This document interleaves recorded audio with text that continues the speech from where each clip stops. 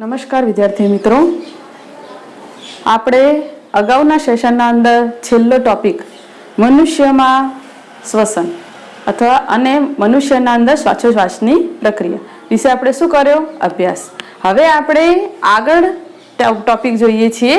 તો તમને અહીંયા કેટલાક પ્રશ્નો આપેલા છે, એ પ્રશ્નોની આપણે ચર્ચા કરીએ છીએ. તો પહેલો પ્રશ્ન શું આપેલું છે? મનુષ્યોમાં શ્વસન રંજક દ્રવ્ય શા માટે આવશ્યક છે? તો પહેલે તો મનુષ્યના અંદર શ્વસન રંજક દ્રવ્ય કયો છે? તો મનુષ્યમાં શ્વસન રંજક દ્રવ્ય છે હિમોગ્લોબિન. કયો છે? હિમોગ્લોબિન, કે જે ઓક્સિજન ગ્રહણ કરવાની ઊંચી બંધન ક્ષમતા ધરાવે છે. તો આવું તમને એક ગુણના અંદર પ્રશ્ન પણ પૂછી શકાય છે. તો હવે મનુષ્યમાં શ્વસન રંજક દ્રવ્ય શા માટે આવશ્યક છે, એટલે કે મનુષ્યના અંદર હિમોગ્લોબિન શા માટે આવશ્યક છે? તો મનુષ્યના અંદર હિમોગ્લોબિન કે જે ઓક્સિજન ગ્રહણ કરવાની ઊંચી બંધન ક્ષમતા ધરાવે છે, અને આપણે જાણીએ છીએ કે આપણા શરીરના અંદર દરેક કોષોને ઓક્સિજનની આવશ્યકતા છે. તો દરેક કોષોના અંદર ઓક્સિજન પહોંચાડવા માટેનું કાર્ય કોણ કરે છે? આ હિમોગ્લોબિન. એટલા માટે મનુષ્યના અંદર શ્વસન રંજક દ્રવ્ય પહેલા તો આવશ્યક છે. હવે આપણે આગળ વાત કરીએ છીએ તો આપણે શ્વસનની પ્રક્રિયાના અંદર દરેક સજીવ એટલે કે એક કોષીય છે કે બહુકોષીય, તો દરેક સજીવ જે છે વિવિધ અંગો દ્વારા શ્વસનની પ્રક્રિયા કરતા હતા. જેમ કે આપણે ઉદાહરણ આગળ આપેલું છે, એક કોષીય સજીવ જે છે કે જે કોષીય કલા દ્વારા શ્વસનની પ્રક્રિયા કરે છે. અળસિયું જે છે ત્વચા દ્વારા, પછી જળચર પ્રાણીઓ જે છે ઝાલર દ્વારા, સ્થળચર પ્રાણીઓમાં આપણે દાખલા તરીકે મનુષ્ય લઈએ કે પછી પક્ષીઓ લઈએ છીએ કે દેડકો છે, તો એ ફેફસા દ્વારા શ્વસનની પ્રક્રિયા કરે છે. અને કીટકો જોઈએ તો શ્વસન નલિકા દ્વારા. તો અહીંયા શ્વસનની પ્રક્રિયામાં આપણે ઉદાહરણ તરીકે એક કોષીય અમીબા લઈએ તો અમીબા એક કોષીય સજીવ છે કે જે એકદમ નાનું કે સૂક્ષ્મ છે, કે જેના અંદર પ્રસરણની પ્રક્રિયા દ્વારા ઓક્સિજન જે છે શરીરના દરેક કોષોને પ્રાપ્ત થઈ શકે છે સરળતાથી. જ્યારે બહુકોષીયના અંદર વિવિધ અંગો સુધી ઓક્સિજન જે છે પ્રસરણ દાબ દ્વારા મેળવી શકાતો નથી, એટલે કે પ્રસરણ દાબ ક્રિયા જે છે પર્યાપ્ત કે કાર્યક્ષમ નથી. તો એના માટે દાખલા તરીકે જો પ્રસરણની પ્રક્રિયા દ્વારા ઓક્સિજન જે છે એ બહુકોષીય સજીવ અથવા તો આપણે લઈએ મનુષ્યના અંદર જો પ્રસરણની પ્રક્રિયા દ્વારા ઓક્સિજનનું વહન થતું હોત ને, તો ફેફસાથી પગના અંગૂઠા સુધી ઓક્સિજનને લઈ જવા માટે કેટલો સમય લાગતો? 3 વર્ષ જેટલો. તો માટે પ્રસરણ દાબ પ્રક્રિયા એ આપણા માટે પર્યાપ્ત નથી. તો એના માટે શું જરૂરી છે? તો પ્રસરણ દાબની પ્રક્રિયા પર્યાપ્ત નથી, એ આપણે પછી જોઈશું. પરંતુ હાલ આપણે વાત કરીએ છીએ તો આપણા શરીરના અંદર હિમોગ્લોબિન જે છે જેના દ્વારા શરીરના દરેક કોષોના અંદર રુધિર જે છે પરિવહન પામે છે, અને એના દ્વારા એમાં રહેલો હિમોગ્લોબિન દ્વારા શરીરના દરેક કોષોને શું પ્રાપ્ત થાય છે? ઓક્સિજન. એટલે કે જ્યાં ઓક્સિજન નથી ત્યાં એ ઓક્સિજનનો પુરવઠો પહોંચાડી શકે છે. બીજો પ્રશ્ન જોઈએ છે, મનુષ્યમાં ઓક્સિજન અને કાર્બન ડાયોક્સાઇડનું પરિવહન કેવી રીતે થાય છે? તો હાલ જ આપણે ઓક્સિજનની તો વાત કરી કે ઓક્સિજનનું વહન જે છે શેના દ્વારા થાય છે? હિમોગ્લોબિન દ્વારા. અને એ હિમોગ્લોબિન જે છે એ પછી રુધિર દ્વારા આખા શરીરના અંદર પરિવહન પામશે, અને જે કોષોને ઓક્સિજનની જરૂરિયાત છે ત્યાં એને ત્યાં જઈને મુક્ત કરશે. તો આ રીતે ઓક્સિજન જે છે એના વહન માટે તો હિમોગ્લોબિન. જ્યારે CO2 જે છે એ પાણીમાં દ્રાવ્ય છે, તો CO2 જે છે રુધિરમાં દ્રાવ્ય અવસ્થાના અંદર પરિવહનની પ્રક્રિયા કરી અને શરીરના દરેક કોષોના અંદર જે છે એ CO2 એટલે કે દ્રાવ્ય અવસ્થાના અંદર એ પરિવહન પામે છે. હવે આગળ જોઈએ છે, વાત વિનિમય માટે માનવના ફેફસામાં મહત્તમ ક્ષેત્રફળ પ્રાપ્ત થાય માટે કઈ રચના હોય છે? તો આપણે આગળ શ્વાસોશ્વાસની પ્રક્રિયા અને મનુષ્યનું શ્વસન તંત્રના અંદર જોયું હતું કે મનુષ્યના ઉરસીય ગુહામાં એક જોડસું આવેલા છે ફેફસા, અને એ ફેફસા જે છે એ આગળ આપણે પછી વાત કરી હતી કે આપણે શ્વાસ લઈએ છીએ તો એ નાસિકા કોટર દ્વારા જે છે કંઠનળી, સ્વર કંઠનળી, પછી શ્વાસ નળી. તો આ રીતે આપણે શ્વાસ નળી જે ફેફસાના અંદર દાખલ થઈ અને શ્વાસ વાહિનીમાં વિભાજિત થાય છે. આ શ્વાસ વાહિની જે છે આ રીતે ફેફસાના અંદર અસંખ્ય શ્વાસ વાહિકાઓના અંદર શું થાય છે? વિભાજિત થાય છે. અને આ શ્વાસ વાહિકાની અંતે આ રીતે શું આવેલા હતા? યાદ કરો, વાયુકોષ્ઠ. તો એ વાયુકોષ્ઠ જે છે અહીંયા લખ્યું છે મહત્તમ ક્ષેત્રફળ પ્રાપ્ત થાય એ માટે કઈ રચના હોય છે? તો એમાં હોય છે વાયુકોષ્ઠ. અને એ વાયુકોષ્ઠ જે છે જો એને વિસ્તૃત કરવામાં આવે તો આપણે આગળ વાત કરી હતી કે 80 મીટર પ્રતિ સ્ક્વેર જેટલો એનો વિસ્તાર થાય. એટલે કે આટલો મહત્તમ વિસ્તાર ધરાવતો વાયુકોષ્ઠ જે છે કે જે O2 અને CO2 ની આપ લે માટે જવાબદાર છે. તો આપણે વાત બી કરી હતી આગળ કે આ જે સૂક્ષ્મ શ્વાસ વાહિકાની આસપાસ અસંખ્ય શું આવેલી છે? રુધિર કેશિકા, જે જાળી સ્વરૂપે છે, કે જે આપણે ઓક્સિજન લઈએ છીએ. ઓક્સિજન આ રીતે શ્વાસ નળી, શ્વાસ વાહિની અને શ્વાસ વાહિકામાં થઈ ક્યાં આવે છે? વાયુકોષ્ઠમાં.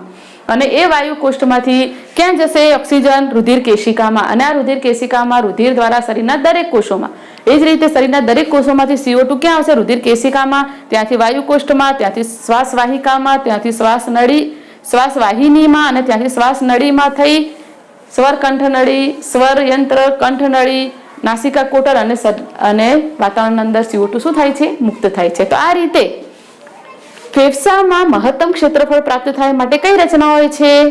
વાયુકોષ્ઠ. આગળ જોઈએ છીએ શ્વસન માટે ઓક્સિજન પ્રાપ્ત કરવાની ક્રિયામાં એક જળચર પ્રાણીની તુલનામાં સ્થળચર પ્રાણીને શું લાભ થાય છે? તો સ્થળચર પ્રાણી જે છે એટલે કે જે જમીન પર રહે છે એવા પ્રાણીઓ જે છે એને વાતાવરણમાંથી ઓક્સિજનનો પુરવઠો જે છે એ ઘણા બધા પ્રમાણમાં પ્રાપ્ત થાય છે, એટલે કે વધુ માત્રામાં પ્રાપ્ત થાય છે. જ્યારે જળચર પ્રાણીની વાત કરીએ તો પાણીના અંદર ઓક્સિજન 4% દ્રાવ્ય છે. તો પાણીના અંદર રહેલા જળચર પ્રાણીઓ જે છે એને ઓક્સિજન જે છે સ્થળચર પ્રાણીઓની તુલનામાં કેવો પ્રાપ્ત થાય છે? ઓછો. તો ઓછો પ્રાપ્ત થાય છે એટલે એમને ઓક્સિજન મેળવવા માટે ઝડપી પ્રક્રિયા કરવી પડે. જ્યારે સ્થળચર પ્રાણીઓને વાતાવરણના અંદર વધુ પ્રમાણમાં ઓક્સિજન પ્રાપ્ત થતો હોવાથી ઓક્સિજન એટલે કે શ્વાસોશ્વાસની પ્રક્રિયાનો દર કેવો હોય છે? એમાં ધીમો હોય છે. અને જળચર પ્રાણીઓના અંદર શ્વાસોશ્વાસની પ્રક્રિયાનો દર કેવો હોય છે? વધુ હોય છે, કારણ કે એમાં ઓછો ઓક્સિજન ઓગળેલો હોય છે. એટલે ઝડપથી ઓક્સિજન પ્રાપ્ત કરવા માટે શ્વાસોશ્વાસની પ્રક્રિયા કેવી કરે છે? ઝડપી. તો આ રીતે જળચર પ્રાણીઓની તુલનામાં સ્થળચર પ્રાણીઓને ઓક્સિજન પ્રાપ્ત કરવાની ક્રિયાનો દર કેવો હોય છે? ધીમો. જ્યારે જળચર પ્રાણીઓના અંદર આ જ ઓક્સિજન પ્રાપ્ત કરવાની ક્રિયાનો દર કેવો હોય છે? ઝડપી. તો આ રીતે આ 4 પ્રશ્નોમાંથી તમને ગમે તે પ્રશ્ન પૂછી શકાય તો તમે એનો જવાબ આપી શકો. હવે આના પછીનો આપણે ટોપિક જોઈશું મનુષ્યમાં વહન. હવે વિદ્યાર્થી મિત્રો આપણે મનુષ્યમાં વહન જોઈએ. તો તમને આ રીતે પ્રશ્ન પૂછી શકાય છે કે રુધિર વિશે નોંધ લખો અને અસરકારક પરિવહન તંત્રની લાક્ષણિકતા છે તે જણાવો. તો રુધિર વિશે તમારે નોંધ લખવાની છે. તો રુધિર એક પ્રવાહી સંયોજક પેશી છે. તમે ધોરણ 9 ના અંદર પણ આના વિશે અભ્યાસ કરીને આવ્યા છો કે રુધિર એ શું છે? રુધિર એક પ્રવાહી સંયોજક પેશી છે. તો એ રુધિરના અંદર આ રીતે 2 ઘટકો આવેલા છે. તો રુધિરના અંદર રુધિર રસ અને શું આવેલું છે? રુધિર કોષો. તો રુધિર કોષો જે છે એના અંદર 3 પ્રકાર છે: રક્તકણ, શ્વેતકણ અને ત્રાકકણ. તો રક્તકણ જે છે એ લાલ રંગના હોય છે, શ્વેતકણ એ રંગવિહીન હોય છે અને આ ત્રાકકણ જે છે એ ત્રાક સ્વરૂપે એટલે કે ત્રાક આકારે નિલંબિત સ્વરૂપે આવેલા હોય છે. રુધિર રસના અંદર કાર્બન ડાયોક્સાઇડ, ખોરાકમાં રહેલા પોષક દ્રવ્યો, ક્ષારો અને નાઇટ્રોજન યુક્ત ઉત્સર્ગ દ્રવ્યો જે છે એનું દ્રાવ્ય સ્વરૂપે શું થાય છે? રુધિર રસના અંદર વહન થાય છે. તો આ રીતે રુધિર રસ અને રુધિર કોષો ભેગા મળી અને શેનું નિર્માણ થાય છે? રુધિરનું. અને એ રુધિરના અંદર આપણે જોઈએ છીએ તો આગળ તમને કહ્યું છે અસરકારક પરિવહન તંત્રની લાક્ષણિકતાઓ છે તે જણાવો. તો એના અંદર કઈ પ્રકારની લાક્ષણિકતાઓ જોવા મળે છે? તો કોઈ ઈજા થઈ હોય તો તેનું સમારકામ કરી શકે છે. તો દાખલા તરીકે વિદ્યાર્થી મિત્રો આપણે કંઈ કામ કરતા હોઈએ, ચપ્પુ વડે કોઈ શાક કાપતા હોઈએ સપોઝ, કે કંઈ પણ કામ કરતા હોઈએ અને આપણને અચાનકથી વાગી જાય તો આપણા શરીરના અંદરથી રુધિરનો સ્ત્રાવ થાય છે. તમે જાણો છો એટલે કે રુધિર નીકળે છે, લોહી નીકળે છે.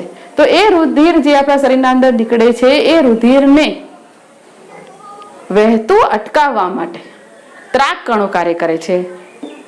ત્રાકકણો, રુધિર કણિકાઓ પણ કહી શકાય આને. તો આ ત્રાકકણો એ ક્યાં આવેલા છે? પેલા તો રુધિરની અંદર, જેમ રુધિર આખા શરીર અંદર ફરે છે એમ રુધિરની અંદર આ 2 ઘટકો આવેલા છે. તો રુધિરના અંદર ત્રાકકણો પણ સાથે સાથે જ ફરતા હશે. તો જ્યાં આપણને ઈજા થઈ હોય ત્યાં આ ત્રાકકણો અથવા તો રુધિર કણિકાઓ જે છે એ શું થઈ જશે? એકત્ર થઈ જશે, એ જગ્યા ઉપર ભેગી થઈ જશે અને ગંઠાઈ જશે ત્યાં જઈને. અને ત્યાં જઈને ગંઠાવાથી આપણા શરીરના અંદર રુધિરનો જે સ્ત્રાવ થાય છે કેવો થઈ જશે? બંધ થઈ જશે. તો આ રીતે કોઈ ઈજા થાય તો તેનું સમારકામ કરી શકે છે. કોણ? તો રુધિર પણ રુધિરના અંદર રહેલા ત્રાકકણ અથવા તો રુધિર કણિકાઓ આ રીતે રુધિરનો સ્ત્રાવ થતો અટકાવીને આપણા શરીરના અંદરથી વધારે પડતું જે લોહી વહી જતું હોય છે એ રુધિરનો સ્ત્રાવને અટકાવવાનું કાર્ય કરે છે. પછી બધી પેશીઓ સુધી વાહિકાઓની જાળીમય ગોઠવણી. તો આપણા શરીરના અંદર જેમ હાલ આપણે વાત કરીએ આપણું શરીર શેનું બનેલું છે? એક કોષોની વાત કરીએ તો કોષો ભેગા થઈ પેશીઓ ભેગી થઈ અંગતંત્ર અને પછી અંગનું નિર્માણ થાય છે. તો પેશીઓ સુધી શરીરના અંદર વિવિધ પેશીઓ વિવિધ કાર્ય કરે છે. તો એ વિવિધ પેશીઓ સુધી વાહિકાઓની જાળીમય ગોઠવણી એટલે આખા શરીરના અંદર આપણા અંદર રુધિર જે છે એનું પરિવહન સાથે નાની નાની આપણે આગળ અભ્યાસ કરવાના 6 રુધિર વાહિનીઓ જે છે એ રુધિર વાહિનીઓ જેમ કે ધમની, શીરા, રુધિર કેશિકા એવી રીતે. તો આ બધી જે છે આખા શરીરના અંદર જાળી જેવી રીતે આખા શરીરમાં અંદર પથરાયેલી હોય છે. કેમ? તો આખા શરીરના અંદર એ પથરાયેલી હોવાથી રુધિર જે છે આપણા શરીરના અંદર વહન પામશે. અને આપણે આગળ વાત કરી કે હિમોગ્લોબિન જે છે શ્વસન રંજક છે કે જે શરીરના દરેક કોષોને શું પ્રાપ્ત કરવા માટે મદદ કરે છે? ઓક્સિજન. તો આ રીતે પેશીઓને દાખલા તરીકે ઓક્સિજનની જરૂર છે તો એ પેશીઓને ઓક્સિજન શેના દ્વારા મળશે? તો રુધિર વાહિકાઓ કે જે જાડા સ્વરૂપે શરીરના દરેક કોષોના અંદર દરેક પેશીઓના અંદર ફેલાયેલી છે. તો એ ફેલાયેલી જે રુધિર વાહિકાઓ જે છે એ O2 અને CO2 નું આપલે કરે છે, જરૂરી પોષક દ્રવ્યોનું બી આપલે કરે છે. તો આ રીતે જાળીમય ગોઠવણી સ્વરૂપે આખા શરીરની અંદર પથરાયેલી છે રુધિર પેશી. પછી રુધિરને સમગ્ર શરીરમાં ધકેલી શકે છે તેવા પંપનું કાર્ય કરતું અંગ. તો હવે આપણે હાલ કીધું કે રુધિર જે છે શરીરના દરેક ભાગના અંદર વહે છે, પ્રસરણ પામે છે.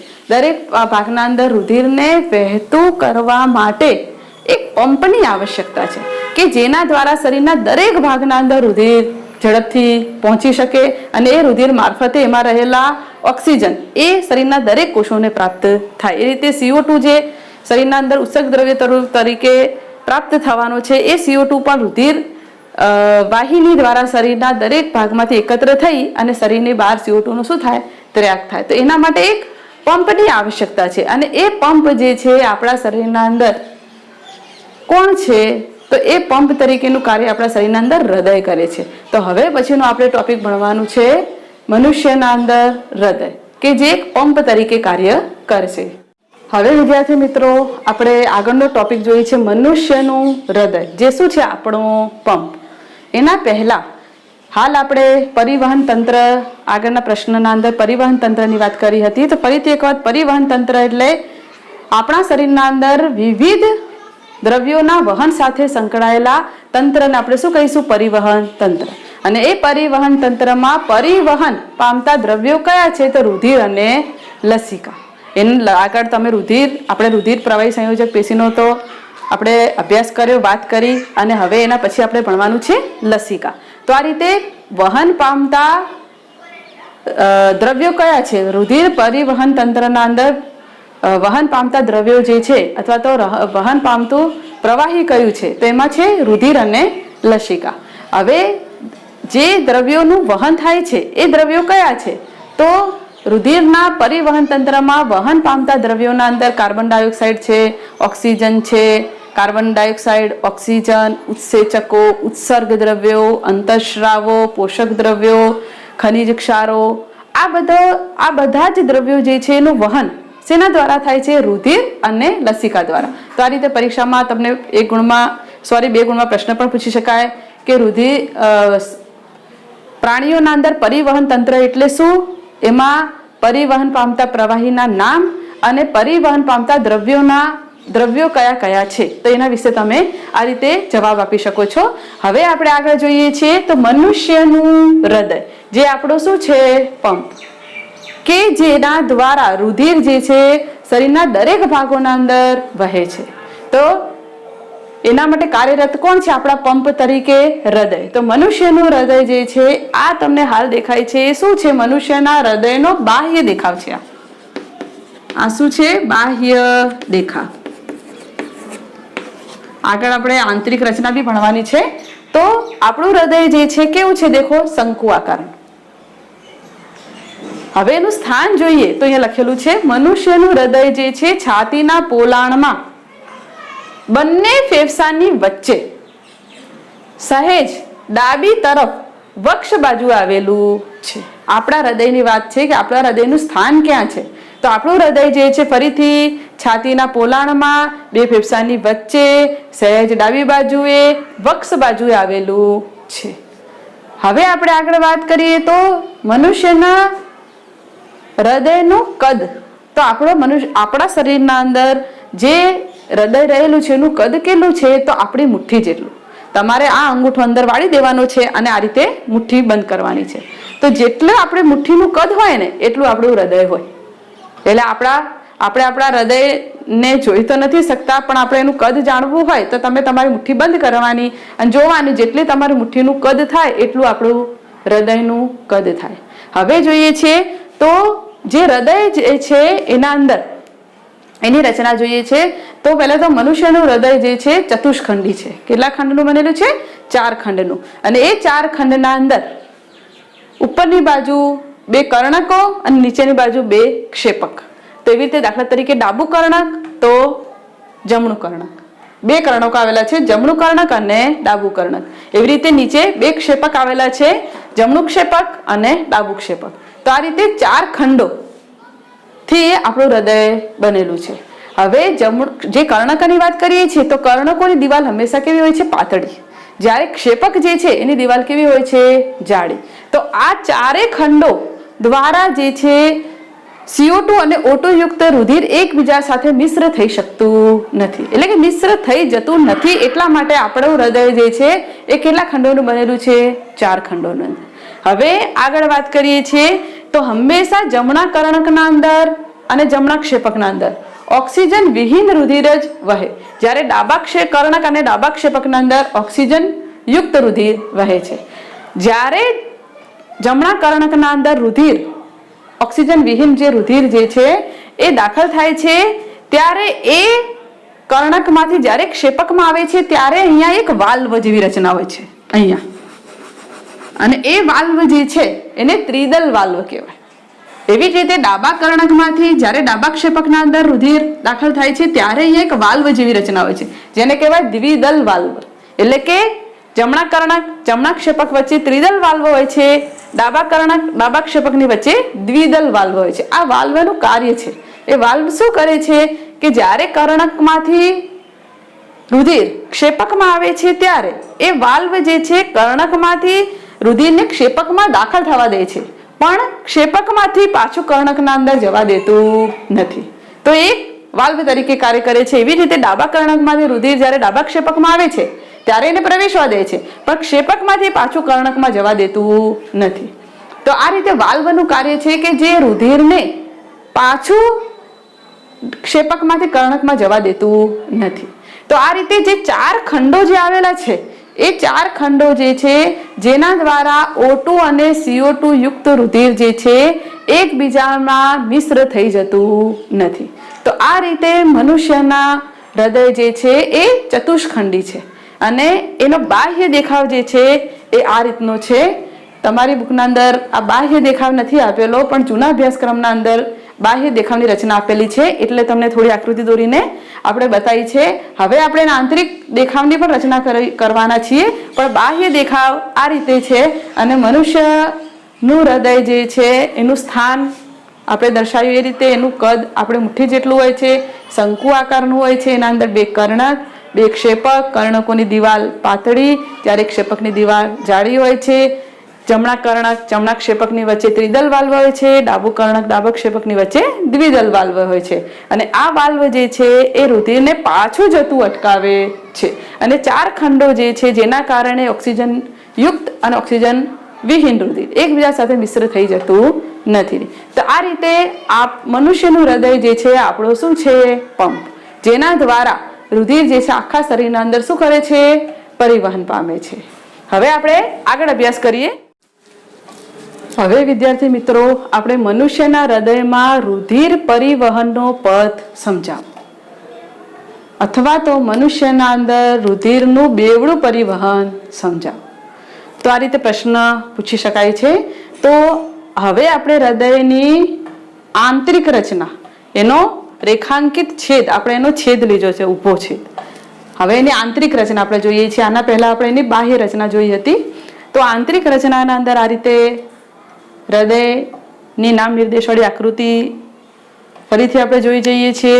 અગ્ર મહાશિરા, અગ્ર મહાધમની. આગળ આપણે જોઈશું રુધિર વાહિનીઓના પ્રકારમાં ધમની, શિરા અને રુધિર કેશિકા, એના વિશે આપણે અભ્યાસ કરીશું. હાલ પૂરતું અગ્ર મહાશિરા, અગ્ર મહાધમની, એવી રીતે પશ્વ મહાશિરા, એવી રીતે જમણું કર્ણક. તો આ જમણું કર્ણક છે, તો અહીંયા સામે છે ડાબું કર્ણક.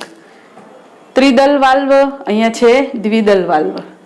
જમણું ક્ષેપક, ડાબું ક્ષેપક. ફુફ્ફુસીય શિરા, આ છે ફુફ્ફુસ શિરા, બરોબર. આ છે ફુફ્ફુસ ધમની, બરોબર. તો આ શું છે? એક ખંડોને વિભાજિત કરતું પટલ. જેમ કે 4 ખંડો યુક્ત આપણે કીધું આપણું હૃદય 4 ખંડમાં વિભાજિત છે, અને એ 4 ખંડો આ રીતે જે એકબીજાથી વિભાજિત થાય છે એને આપણે શું કહીશું? એનું પટલ. તો હવે વિદ્યાર્થી મિત્રો, મનુષ્યના હૃદયમાં રુધિરનું પરિવહન કેવી રીતે થાય છે, એટલે કે આપણા શરીરના અંદર દરેક કોષોને O2 કેવી રીતે પ્રાપ્ત થાય છે અને CO2 આપણા શરીરમાંથી કેવી રીતે મુક્ત થાય છે એની વાત કરીએ છીએ. તો સૌ પ્રથમ અગ્ર મહાશિરા અને પશ્વ મહાશિરા દ્વારા શરીરમાંથી, 1 મિનિટ પહેલા આપણે સમજી લે, શિરામાં હંમેશા ઓક્સિજન વિહીન રુધિર વહે, એટલે કે CO2 યુક્ત. જ્યારે ધમની જે છે એના અંદર ઓક્સિજન યુક્ત રુધિર વહે, એટલે કે ધમની જે છે એ હૃદયમાંથી શરીરના દરેક ભાગના અંદર રુધિર લઈ જશે. જ્યારે શિરા શરીરના દરેક ભાગમાંથી ઓક્સિજન વિહીન રુધિર એ શેમાં લાવશે? હૃદયમાં. આ 2 બાબત યાદ રાખવાની છે. આગળ આના વિશે આપણે વિસ્તૃત ચર્ચા કરીશું. પણ ફરીથી શિરા જે છે શરીરના દરેક ભાગમાંથી O2 વિહીન રુધિર ક્યાં લાવે છે? હૃદયમાં. જ્યારે ધમની જે છે એ O2 યુક્ત રુધિર હૃદયમાંથી ક્યાં લઈ જાય છે? શરીરના વિવિધ ભાગના અંદર. તો આ રીતે અગ્ર મહાશિરા અને પશ્વ મહાશિરા દ્વારા O2 વિહીન રુધિર જે છે એ શેમાં દાખલ થાય છે? તમે જોઈ શકો છો એરો. ક્યાં દાખલ થાય છે? તો જમણા કર્ણકમાં. એ જ ટાઈમે ફુફ્ફુસીય શિરા દ્વારા જે છે, જો અપવાદરૂપ છે, શિરાના અંદર આપણે હાલ કીધું કે O2 વિહીન રુધિર વહે છે, પણ અપવાદરૂપ ફુફ્ફુસ શિરાના અંદર O2 યુક્ત રુધિર વહે છે. તો આ તફાવત પણ તમે યાદ રાખજો. આગળ આપણે ફરીથી વિસ્તૃત માહિતી આપીશું. તો ફુફ્ફુસ શિરાના અંદર O2 યુક્ત રુધિર વહે છે. તો જે ટાઈમે જમણા કર્ણકના અંદર અગ્ર મહાશિરા અને પશ્વ મહાશિરા દ્વારા O2 વિહીન રુધિર દાખલ થાય છે, એ જ સમય ડાબા કર્ણકના અંદર ફુફ્ફુસ શિરા દ્વારા O2 યુક્ત રુધિર દાખલ થશે. હવે બંને આ રીતે દાખલ થશે એટલે શિથિલીન પામશે, વિસ્તરણ પામશે. હવે આ બંને એક સાથે સંકોચન પામે છે. જ્યારે આ સંકોચન પામે છે કર્ણકો, ત્યારે ત્રિદલ વાલ્વ અને દ્વિદલ વાલ્વ શું થાય છે? ખુલી જાય છે. તો અહીંયાથી O2 વિહીન રુધિર શેમાં દાખલ થશે? જમણા ક્ષેપકમાં. અને અહીંયા O2 યુક્ત રુધિર શેમાં દાખલ થશે? ડાબા ક્ષેપકમાં. તો હવે આ શિથિલન પામશે. હવે બંને સંકોચન પામશે એકી સાથે.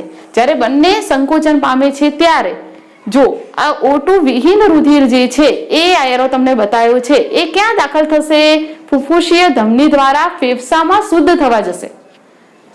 વિદ્યાર્થી મિત્રો, વાત થોડી સમજવાનો પ્રયત્ન કરવાનો છે. અહીંયા O2 વિહીન રુધિર છે, એટલે કે CO2 યુક્ત રુધિર. તો આ રુધિર શુદ્ધ થવા માટે હવે ક્યાં દાખલ થશે? અહીંયા ફેફસા છે બધે.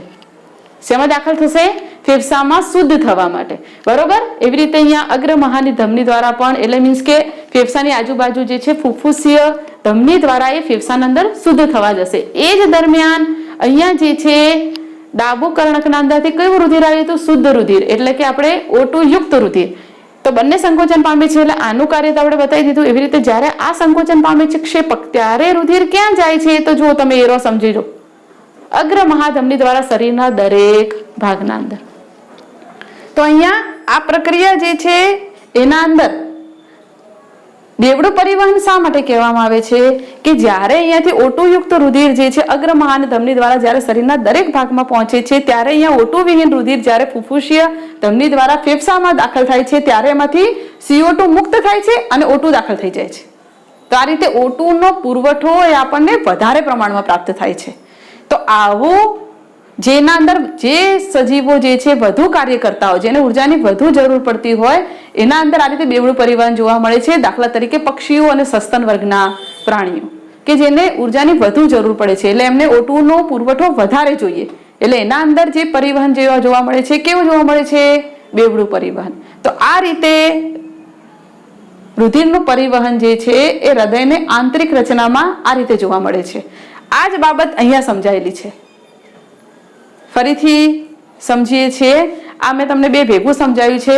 જો અલગ અલગ સમજવું હોય તો ફરીથી જુઓ. અગ્ર મહાશિરા અને પશ્વ મહાશિરા દ્વારા O2 વિહીન રુધિર અથવા તેને CO2 યુક્ત રુધિર અથવા એને અશુદ્ધ રુધિર બી કહેવાય. તો એવું રુધિર જે છે ક્યાં દાખલ થશે? પહેલા જમણા કર્ણકમાં. જો આ બે એરો દેખાય છે. હવે જમણા કર્ણક અને જમણા ક્ષેપકની વચ્ચે શું છે? ત્રિદલ વાલ્વ.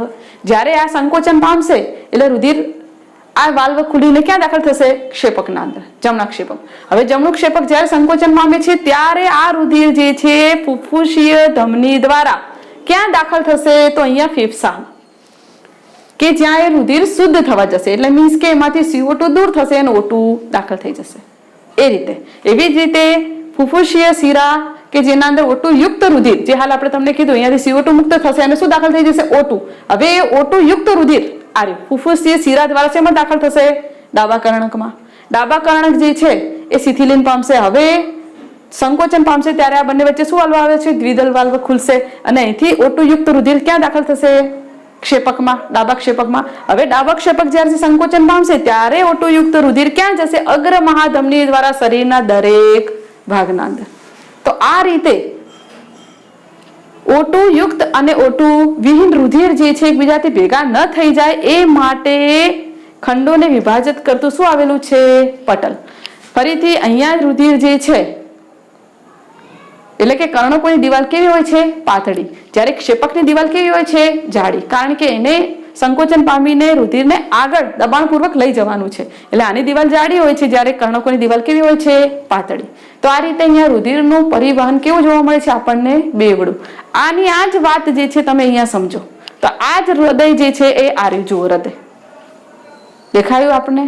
હવે આપણે જોઈએ છીએ તો જુઓ, શરીરમાંથી આવતી આ શિરા. તો શરીરમાંથી આવતી શિરા કે જેમાં કેવું રુધિર વહે છે આપણે જાણીએ છીએ? O2 વિહીન, CO2 યુક્ત. એ રુધિર જે છે જો મહાશિરા દ્વારા શેમાં દાખલ થયું? કર્ણકમાં. કર્ણકમાંથી શેમાં દાખલ થશે? ક્ષેપકમાં, જમણા ક્ષેપકમાં. હવે જમણા ક્ષેપકમાંથી તમે જોઈ શકો છો રુધિર જે છે એ ક્યાં દાખલ થશે? તો અહીંયા ફેફસા તરફ જતી ફુફ્ફુસીય ધમની. હાલ મેં તમને કીધું હતું કે અહીંયાથી O2 વિહીન રુધિર જે છે ફેફસામાં દાખલ થાય છે. કેમ? તેને CO2 મુક્ત કરવાનું છે અને શું મેળવવાનું છે? O2. તો જો ફેફસા તરફ જતી ફુફ્ફુસીય ધમની. તો આ રીતે આ જ્યારે શિરા જે છે આગળ વધે છે આ રીતે, ત્યારે ધમનીના ફુફ્ફુસીય ધમની દ્વારા શેમાં દાખલ થાય છે? ફેફસામાં. હવે ફેફસામાં એ શું દૂર કરશે? CO2 એમાંથી દૂર થઈ જશે અને શું દાખલ થઈ જશે? O2. હવે આ O2 વાળું ફેફસામાંથી આવતું રુધિર શેના દ્વારા આવશે? ફુફ્ફુસીય શિરા દ્વારા. જે અપવાદ રૂપ આપણે કીધું હતું, શિરામાં આમ તો O2 વિહીન રુધિર વહે, પણ ફુફ્ફુસ શિરામાં O2 યુક્ત રુધિર વહે છે. તો અહીંથી CO2 મુક્ત થયું હશે અને O2 દાખલ થયો હશે. એવો રુધિર જે છે લઈ જતી હવે ફુફ્ફુસ શિરા શેમાં દાખલ થશે? તો તમે જુઓ આ ડાબા કર્ણકમાં. હવે ડાબા કર્ણકમાંથી ડાબા ક્ષેપકમાં. ડાબો ક્ષેપક સંકોચન પામશે એટલે રુધિર જે છે આ મહાધમની, આ જો આ મહાધમની દ્વારા શરીર તરફ જશે. હવે આ ધમની જે છે આગળ જતા નાની નાની વાહિકાઓમાં રૂપાંતરિત થાય છે. એટલે આ ધમની જ્યારે આગળ જશે એટલે નાની નાની વાહિકામાં રૂપાંતરિત થશે અને એ પછી એમાં શેમાં પરિણમશે? શિરામાં. તો જો શરીરના અંગોમાં કેશિકા એટલે કે રુધિર કેશિકાઓ અને શિરાઓમાં પરિણમશે. તો અહીંયા આવી ગઈ. હવે ફરીથી એની જ વાત, શિરામાં કેવું રુધિર વહે છે? CO2 યુક્ત એટલે કે O2 વિહીન. હવે આ રહ્યું CO2 યુક્ત અથવા તો O2 વિહીન રુધિર જે છે ફરી શિરા દ્વારા શેમાં દાખલ છે? શરીરમાંથી થઈને જમણા કર્ણકમાં, જમણા કર્ણકમાંથી જમણા ક્ષેપકમાં, જમણા ક્ષેપકમાંથી ક્યાં જશે? ફુફ્ફુસીય ધમની દ્વારા ફેફસામાં, ફેફસામાંથી CO2 દૂર થશે, O2 દાખલ થશે. હવે એ રુધિર જે છે ફરી ફુફ્ફુસીય શિરા દ્વારા શેમાં દાખલ થશે? ડાબા કર્ણકમાં, ડાબા કર્ણકમાંથી ડાબા ક્ષેપકમાં, ડાબા ક્ષેપકમાંથી મહાધમની દ્વારા શરીરના દરેક ભાગના અંદર. તો આ રીતે અહીંયા તમને કેવું પરિવહન જોવા મળે છે? જુઓ, બેવડું પરિવહન, કે જેના કારણે O2 નો પુરવઠો કેવો મળી રહે આપણને? મહત્તમ. એટલે જેના અંદર ઉર્જાની વધારે જરૂરિયાત હોય કે જે વધુ કાર્ય કરતા હોય એવા પ્રાણીઓ જે છે એના અંદર એનું હૃદય ચતુષ્ખંડી હોય છે અને એના અંદર આ રીતે હૃદયનું હૃદયના અંદર રુધિરનું કેવું પરિવહન જોવા મળે છે? બેવડું પરિવહન. તો ફરીથી વિદ્યાર્થી મિત્રો, જમણા કર્ણકના અંદર હંમેશા O2 વિહીન રુધિર વહે અને ડાબા કર્ણકના અંદર જે દાખલ થશે રુધિર એ કેવું હશે? O2 યુક્ત. ફુફ્ફુસ શિરા જે છે અપવાદ રૂપ છે. આમ શિરામાં O2 વિહીન રુધિર વહેતું હોય, પણ ફુફ્ફુસ શિરાના અંદર O2 યુક્ત રુધિર વહે છે અને એ રુધિર શેમાં દાખલ થશે? ડાબા કર્ણકમાં. એવી જ રીતે અપવાદ રૂપ ફુફ્ફુસ ધમની, ફુફ્ફુસ ધમનીના અંદર કેવું રુધિર વહે છે? જેમ કે અહીંયા O2 યુક્ત, તો અહીંયા O2 વિહીન રુધિર વહે છે. અપવાદ રૂપ ધમનીના અંદર O2 યુક્ત રુધિર વહે છે, પણ હંમેશા અપવાદ રૂપ ફુફ્ફુસ ધમનીના અંદર O2 વિહીન રુધિર વહે છે. જે હાલ આપણે કીધું અહીંયા આવશે એટલે રુધિર કેવું હતું? CO2 યુક્ત, O2 વિહીન. તો આ ફુફ્ફુસ ધમની કઈ તરફ જશે? હવે ફેફસા તરફ. તો ફેફસામાં CO2 મુક્ત થશે, O2 દાખલ થઈ જશે અને એ O2 હવે શેના દ્વારા ફેફસામાં દાખલ થશે? તો ફુફ્ફુસ શિરા દ્વારા, અહીંયા ડાબા કર્ણકના અંદર. તો આ રીતે એકી સાથે આ પ્રક્રિયા થાય છે. આપણે અહીંયા અલગ અલગ સમજાવીએ છીએ, પણ જ્યારે O2 વિહીન રુધિર જમણા કર્ણકમાં દાખલ થાય છે ત્યારે જ O2 યુક્ત રુધિર ડાબા કર્ણકમાં દાખલ થાય છે. બંને સંકોચન પામશે ત્યારે બંને વાલ્વ ખુલશે. અહીંયાથી O2 વિહીન રુધિર જમણા ક્ષેપકના અંદર અને અહીંયા O2 યુક્ત રુધિર ડાબા ક્ષેપકમાં. હવે આ બંને ક્ષેપક સંકોચન પામશે ત્યારે ફરીથી O2 વિહીન રુધિર જે છે શુદ્ધ થવા માટે ક્યાં જશે? ફેફસામાં, ફુફ્ફુસીય ધમની દ્વારા. બરોબર. અને એ જ રીતે એ ટાઈમે O2 યુક્ત રુધિર મહાધમની દ્વારા શરીરના દરેક ભાગના અંદર. હવે અહીંયા ફેફસા સમજી લો તમે. તો જ્યારે અહીંયા O2 વિહીન રુધિર જ્યારે ફુફ્ફુસ ધમની દ્વારા ફેફસામાં જાય છે ત્યારે એ ફેફસામાં શું મુક્ત કરે છે? CO2. અને આગળ આપણે વાત કરી હતી પેલા વાયુ કોષ્ઠો, એ વાયુ કોષ્ઠો દ્વારા શું પ્રાપ્ત કરે છે? O2. તો જેવું CO2 મુક્ત થાય છે એવું જ O2 અંદર દાખલ થઈ જાય અને જ્યારે O2 દાખલ થાય છે ત્યારે ફુફ્ફુસીય શિરા દ્વારા આ O2 યુક્ત રુધિર પાછળ શેમાં આવે છે? ડાબા કર્ણકમાં. તો આ પ્રક્રિયા છે જે બહુ જ ઝડપી છે અને આ રીતે હૃદય જે છે એ પંપ તરીકેનું કાર્ય કરે છે. એટલે કે સંકોચન વિકોચનના કારણે રુધિર જે છે એ શરીરના દરેક ભાગના અંદર ફરે છે અને દરેક ભાગના દરેક કોષોને ઓક્સિજન પ્રાપ્ત થાય છે. એ રીતે શિરા દ્વારા જે છે CO2 જે છે એ હૃદયમાં લાવવામાં આવે છે. હૃદયના અંદર CO2 યુક્ત રુધિર જે છે દાખલ થઈ એ ફેફસામાં શુદ્ધ થવા માટે, એટલે કે CO2 મુક્ત થાય છે અને O2 ફરીથી દાખલ થાય છે. તો આ રીતે મનુષ્યના હૃદયમાં રુધિરનું પરિવહનનો પથ સમજાવો તો તમે આ રીતે એને સમજાવી શકો